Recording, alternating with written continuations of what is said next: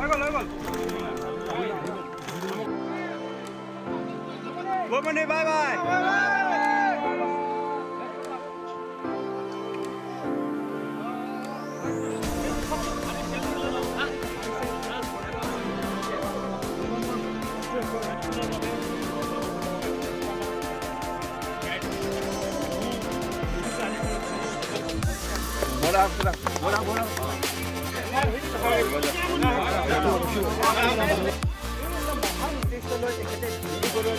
আজি তেখেতে ডিব্ৰুগড়ৰ পৰা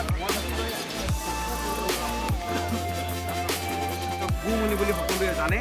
তেখেতে ব্ৰহ্মপুত্ৰ নদীৰ লগত দীৰ্ঘদিন ধৰি তেখেত সংযুক্ত হৈছিল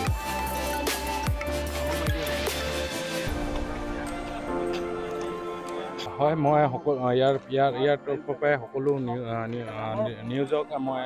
আন্তৰিক শুভেচ্ছা জনাইছোঁ আৰু অসমবাসী ৰাইজৰ ডিব্ৰুগড়বাসী আৰু বৰপেটাবাসী ৰাইজে মোক আশীৰ্বাদ কৰাৰ কামনা কৰিছোঁ মই যিহেতু এটা মোৰ 13 দিনীয়া এই যাত্ৰা মই ডিব্ৰুগড়ৰ পৰা গুৱাহাটীলৈকে কৰিম আৰু প্লাষ্টিক মুক্ত ব্ৰহ্মপুত্ৰ যিটো মোৰ প্ৰয়াস সেইটো মই আগলৈও কৰি যাবলৈ মোক এটা সাহস দিয়ে সেই কামনা কৰিছোঁ আৰু ব্ৰহ্মপুত্ৰখন মোৰ কাৰণে ঘৰ যিহেতু মই 19 চনৰ পৰা ৰিভাৰ টুৰিজিমৰ লগত জড়িত আৰু 19 চনৰ পৰা ৰিভাৰ টুৰিজিমত জড়িত মই দেখিছোঁ যে কি এই নদীৰ যিটো মানে বিউটি সেইটো মই দেখিছোঁ সচৰাচৰ মই উজনিৰ পৰা নামনিলৈ মই টুৰিষ্ট লৈ অহা যোৱা কৰোঁ তেতিয়া দেখোঁ যে কি বহুত চাপৰি আছে যি চাপৰিত মানুহৰ সমাগম নাই কিন্তু তাত জীৱ জন্তু বাস কৰে তাত দেখিছোঁ যে কি বহুত প্লাষ্টিক পৰি থকাৰ আমি লক্ষ্য দেখা হৈছে সেই লক্ষ্য ৰাখি মই দেখি যে 2021 চনৰ পৰাই মই এই এটা প্ৰজেক্ট লৈছিলোঁ যে কি প্লাষ্টিক ফ্ৰী ব্ৰহ্মপুত্ৰ এই ব্ৰহ্মপুত্ৰ 21 চনৰ পৰা কৰি আছোঁ 21 চনত মই ডিব্ৰুগড়ৰ পৰা মাজুলী কৰিছিলোঁ আৰু 22 চনত মই চনকপাৰা কৰিছিলোঁ আৰু 23 চনত মই পাঁচআলি অপৰাজিতত কৰিছিলোঁ আমাৰ ডিব্ৰুগড়ৰ আৰু 24 চনৰ এইবাৰ মই এটা 13 দিনীয়া কাৰ্যসূচী লৈ ডিব্ৰুগড়ৰ পৰা গুৱাহাটীলৈকে যাবলৈ হয় আমাৰ ইয়াত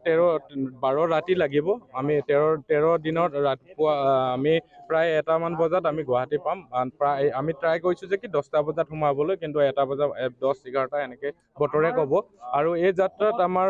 হয় চেলেঞ্জেছো থাকিবই যিহেতু ব্ৰহ্মপুত্ৰ হয় ভাৰতবৰ্ষৰ আটাইতকৈ মানে শক্তিশালী নদী আৰু যিখন মেইল ৰিভাৰ সেইখনক আৰু আমি আনন্দিত হওঁ যে কি মই নিজৰ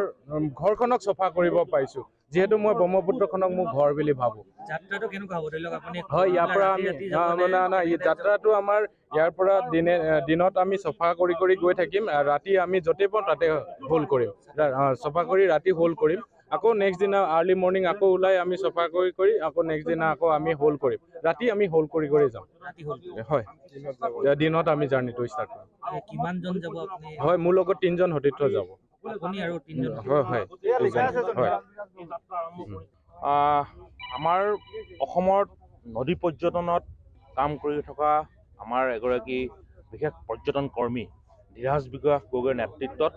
আজিৰ পৰা ডিব্ৰুগড় বগীবিলৰ পৰা এক 13 দিনীয়া ৰোমাঞ্চকৰ যাত্ৰাৰে ব্ৰহ্মপুত্ৰৰ মুক্ত